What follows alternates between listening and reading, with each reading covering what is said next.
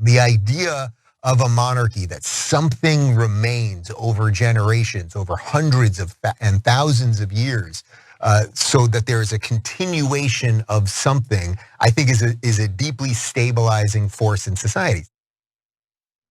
Dave Rubin is a dumb man. And here he is advocating for a monarchy, which is, the antithesis of a democracy. So why don't we watch the full bizarre clip before we get too judgmental, although I still think he's a dumbass. Let's watch. Now, Prince Harry, I've talked a little bit about the royal family before. I always say it's not like one of my main things that I love talking about the royal family. I think there's something interesting about The Crown.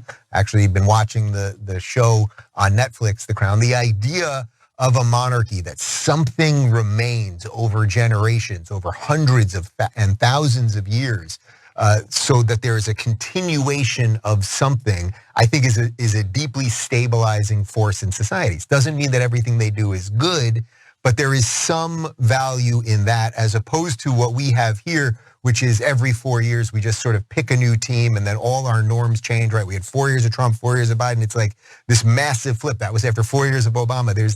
There's something to be said about a little consistency. Consistency can actually be a really bad thing, like in the case of monarchies. But let's put that aside for a second. We do have something that's incredibly consistent in this country, regardless of whether we have Democrats or Republicans in charge. And that is corporate rule through legalized bribery. And it's been disastrous for the American people. Specifically, 99% of American people. Top 1% doing real well. I mean, Dave Rubin knows a thing or two about that, doesn't he? Yeah. But he doesn't care about the rest of the country.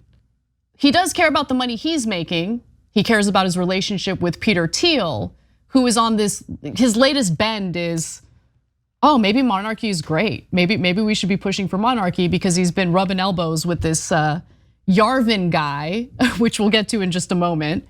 Before we do though, Peter Yarvin's his name. Before we do, no, not Peter. What was his name? I don't care. Curtis Yarvin, sorry, I wanted to get his name right. Rich guy Yarvin, whatever. Rich guy Yarvin, yeah. He's an academic. But anyway, John, what are your thoughts? Maybe I'm being unfair. Maybe monarchies are great. I mean, they're pretty cool in that Netflix show. And if they're good, then maybe there's something. I watched The Dark Crystal, and that was like an oligarchy, but they'd been there for thousands of trine. So that's a deeply stabilizing force on the planet and on the Gelflings who they rule. I mean, we want consistency, don't we? Yeah, I don't even know to what extent there he is trying to express an actual political opinion. Maybe, look, he needs to fill a lot of time, and I don't believe that he is genuinely interested in politics, and so sometimes I think he just babbles.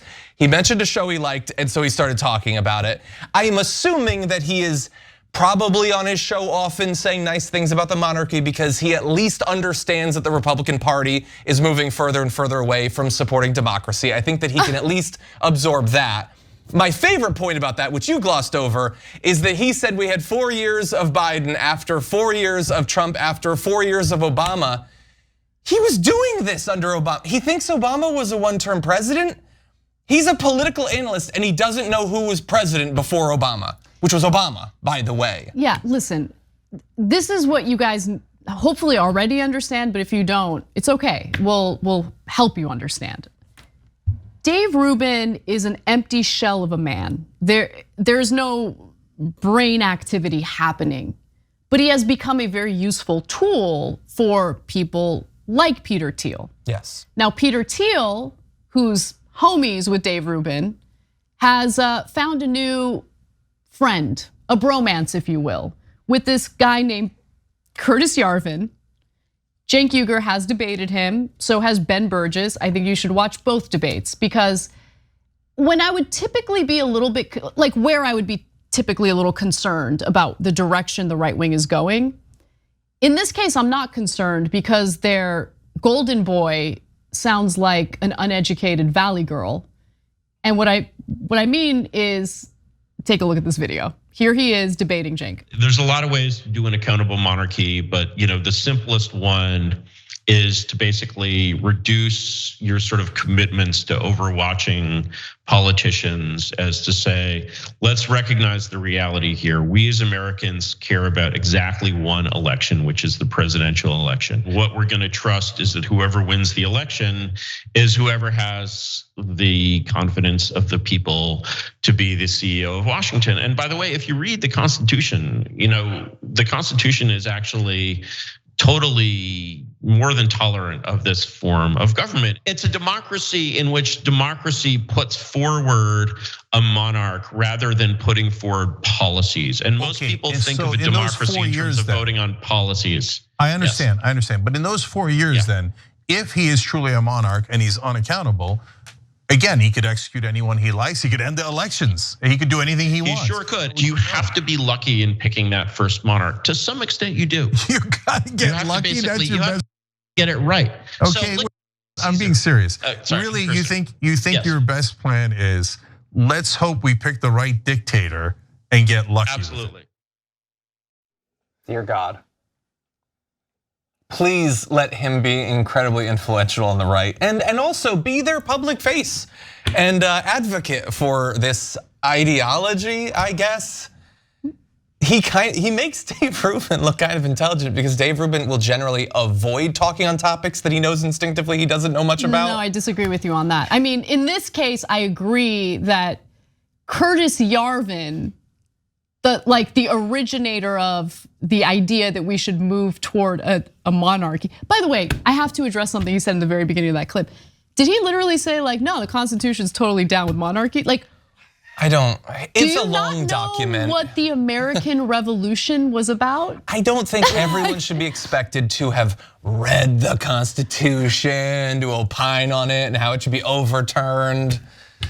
Anyway, but I do agree with you that somehow, just based on the clips we showed you, Dave Rubin seems a little more intelligent than Curtis Yarvin, and that is.